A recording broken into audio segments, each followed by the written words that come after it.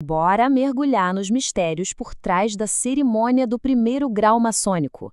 É uma jornada, sabe, cheia de simbolismo, onde cada ritual, cada objeto tem um papel fundamental na transformação de uma pessoa comum em um iniciado. Então, vamos juntos decifrar esse processo tão antigo.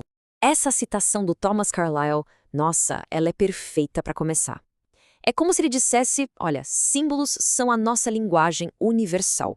É o jeito que a humanidade sempre usou para tentar entender o mundo e a si mesma, né? Então, com essa ideia na cabeça, vamos em frente. Tudo começa aqui, com a figura central de toda essa história, o candidato.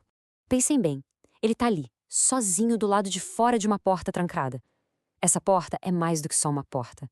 É a fronteira, o ponto de partida para a cerimônia de iniciação dele.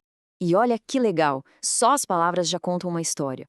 Candidato vem lá do latim, de candidatus, que queria dizer vestido de branco. Era assim na Roma antiga, um sinal de pureza, de boas intenções. E iniciação também vem do latim, de initium, que é começo, ou seja, não é o fim de nada, é o primeiríssimo passo de uma baita jornada. Então, a situação do candidato é toda simbólica. Aquela porta trancada não é só madeira, né? Ela é a grande divisão entre o mundo que ele sempre conheceu, o chamado mundo profano, e um espaço totalmente novo de aprendizado, o mundo sagrado, que está ali esperando por ele do outro lado. E aí, a gente ouve 3 batidas, bem distintas. E podem ter certeza, esse número não foi escolhido ao acaso, não. É o começo de um tema que vai aparecer de novo e de novo durante toda a cerimônia. A força do número 3. Tá, mas por que 3 batidas? Bom, tem pelo menos 2 explicações bem fortes para isso. Uma delas vem da Bíblia, daquela passagem super conhecida. Pedi, buscai e batei. É sobre procurar o conhecimento e a porta se abrir. A outra interpretação está ligada direto ao coração da maçonaria. As 3 grandes virtudes: fé, esperança e caridade, que são basicamente os pilares de todo ensinamento. Ok, as batidas foram ouvidas, foram reconhecidas. Agora começa a preparação do candidato. E olha, é um processo super detalhado. Cada coisinha, cada peça de roupa quer dizer algo. A ideia aqui é se despir simbolicamente de tudo que é do mundo de fora e se preparar de verdade para o que vem pela frente. Primeiro, a venda nos olhos. Ela tem um significado duplo e é muito forte. Por um lado, representa o estado de ignorância, sabe? A escuridão da qual a pessoa quer sair para encontrar a luz do conhecimento. Mas, por outro lado, é também um ato de confiança absurdo. É se entregar completamente, confiar que os outros vão te guiar em segurança. Depois, o pé descalço. É um símbolo de humildade que a gente vê em várias culturas há séculos. Lembra daquela história de Moisés, que ele teve que tirar as sandálias porque estava pisando em solo sagrado? É exatamente essa a ideia. Um sinal universal de respeito quando se entra num lugar especial, consagrado. Agora, um dos símbolos mais pesados, a corda no pescoço. Ela tem uma função bem séria. É um lembrete constante da nossa mortalidade, claro, mas principalmente ela representa o peso do compromisso que a pessoa está prestes a fazer, um laço que não se desfaz.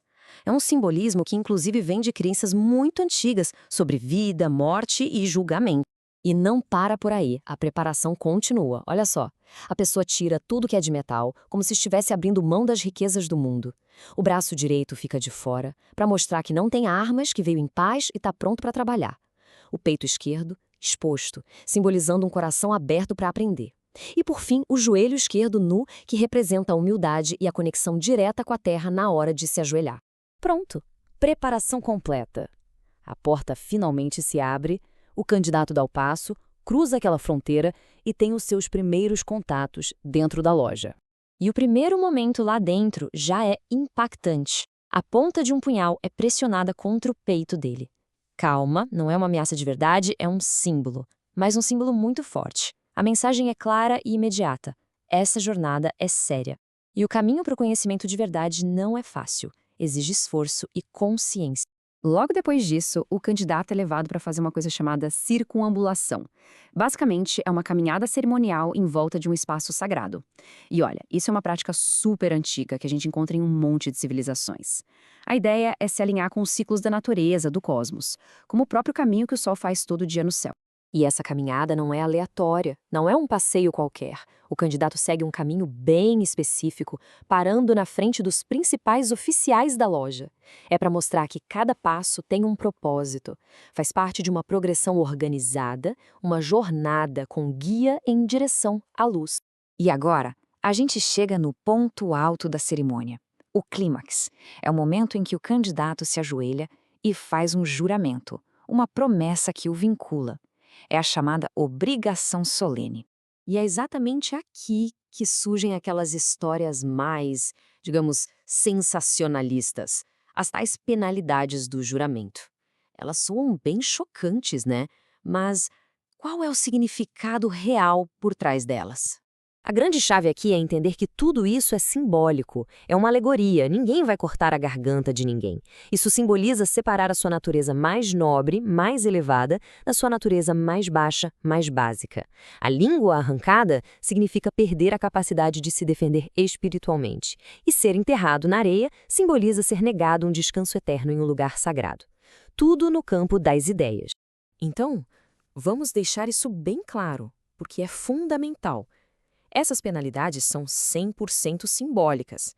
Não são ameaças físicas de jeito nenhum. São, na verdade, avisos muito sérios sobre o que aconteceria espiritualmente se alguém quebrasse um juramento tão sagrado.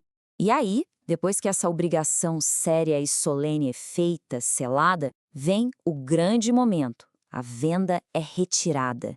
É a chegada da luz. A escuridão, que simbolizava a ignorância, vai embora e dá lugar à luz do conhecimento. É um instante que marca o verdadeiro começo de tudo. A cerimônia em si está chegando ao fim, mas para o novo irmão, a jornada? Bom, a jornada está só começando. E para marcar esse começo, o novo irmão é colocado num lugar bem específico, o canto nordeste da loja. Por que lá? Porque na arquitetura tradicional é nesse canto que se coloca a pedra fundamental de um prédio. A primeiríssima pedra, aquela que recebe os primeiros raios do sol nascente. Então, simbolicamente, ele agora é essa pedra fundamental, a base para a construção de uma nova vida moral e intelectual. E por fim vem um esclarecimento muito importante. Todos aqueles segredos, os sinais, as palavras, nada disso é o objetivo final. São só ferramentas. O verdadeiro propósito, o que chamam de grande obra, é um compromisso que dura a vida inteira com o aperfeiçoamento pessoal. Ou, como a maçonaria descreve, a construção do ser humano. Então, a cerimônia acaba, mas o trabalho de verdade só começou. E isso tudo nos deixa com uma pergunta para refletir, né? Saindo um pouco da maçonaria e pensando na vida. Quais são os símbolos que guiam a nossa própria jornada de construir uma versão melhor de nós mesmos? É uma boa pergunta para se levar.